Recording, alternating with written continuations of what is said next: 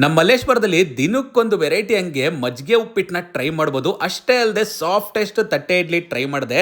ಜಾಗದ ಬಗ್ಗೆ ತಿಳಿಸ್ಕೊಡೋದಕ್ಕೂ ಮುಂಚೆ ವ್ಯಕ್ತಿ ಬಗ್ಗೆ ತಿಳಿಸ್ಕೊಡ್ತೀನಿ ನೋಡಿ.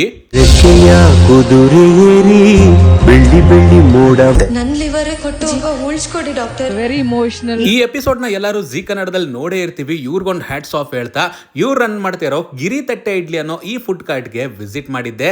ನಿನ್ನೆ ರಾತ್ರಿ ಡಿನ್ನರ್ ಮಾಡೋಣ ಅಂತ ಮಲ್ಲೇಶ್ವರಂ 8th ಕ್ರಾಸ್ ಅಲ್ಲಿರೋ ಈ ಫುಡ್ ಟ್ರಕ್ ನ ವಿಸಿಟ್ ಮಾಡಿ ಮೊದಲಿಗೆ ಒಂದು ಸಿಂಗಲ್ ತಟ್ಟೆ ಇಡ್ಲಿ ತಗೊಂಡೆ. ದೇವರಣೆಗೂ ಹೇಳ್ತೀನಿ ಗುರು, ಸಿಂಗಲ್ ತಟ್ಟೆ ಇಡ್ಲಿ ತಿಂದು ಇನ್ನೊಂದು ತಟ್ಟೆ ಇಡ್ಲಿ ತಗೊಂಡು ತಿನ್ನೋಷ್ಟು ಸಾಫ್ಟ್ ಆಗಿತ್ತು. ಕೆಂಪು ಚಟ್ನಿ ಅಂತೂ ಅಲ್ಟಿಮೇಟ್.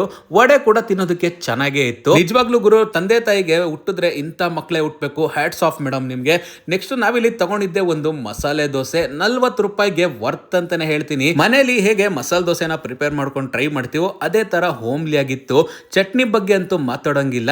ಎರಡು ಚಟ್ನಿ ಕೂಡ ತುಂಬಾನೇ ಚೆನ್ನಾಗಿರುತ್ತೆ. ಆಲೂಗಡ್ಡೆ ಪಲ್ಯ ಇರೋ ಕಡೆ ದೋಸೆನ ತಗೊಂಡು ಚಟ್ನಿ ಒಟ್ಟಿಗೆ ಡಿಪ್ ಮಾಡ್ಕೊಂಡು ತಿಂದ್ರೆ ಚೆನ್ನಾಗೇ ಇತ್ತು. ದಿನಕ್ಕೊಂದು ರೈಸ್ ಬಾತು, ಚಿತ್ರಾನ್ನ ಕೂಡ ಇಲ್ಲಿ ಸಿಗುತ್ತೆ. ಅಷ್ಟೇ ಅಲ್ಲದೆ ಖಾರ ಪೊಂಗಲ್ ಕೂಡ ಸುಮಾರು ಜನ ಟ್ರೈ ಮಾಡ್ತಾ ಇದ್ರು. ನಾನು ಕೂಡ ಒಂದು ಹಾಫ್ ಖಾರ ಪೊಂಗಲ್ನ ತಗೊಂಡೆ. ಅದ್ರ ಜೊತೆಗೆ ಇನ್ನೊಂದು ಹಾಫ್ ಮಜ್ಜಿಗೆ ಸಬ್ಬಕ್ಕಿ ಉಪ್ಪಿಟ್ಟನ್ನ ತಗೊಂಡೆ. ನಮ್ಮ ಮಿಸ್ಸಸ್ ಖಾರ ಪೊಂಗಲ್ನ ಟ್ರೈ ಮಾಡಿ ಸೂಪರ್ ಆಗಿದೆ ಅಂತಂದ್ಲು. ನನಗಂತೂ ಇವ್ರು ಮಾಡಿರೋ ಮಜ್ಜಿಗೆ ಸಬ್ಬಕ್ಕಿ ಉಪ್ಪಿಟ್ಟಂತೂ ತುಂಬಾನೇ ಇಷ್ಟ ಆಯ್ತು. ಇವ್ರದೇ ಎಗ್ ರೈಸ್ ಕಾರ್ಡ್ ಕೂಡ ಇದೆ. ಮಲ್ಲೇಶ್ವರಂ 8th ಕ್ರಾಸ್ ಅಲ್ಲಿ ಈ ಜಾಗನ ಮಿಸ್ ಮಾಡದೆ ವಿಸಿಟ್ ಮಾಡಿ.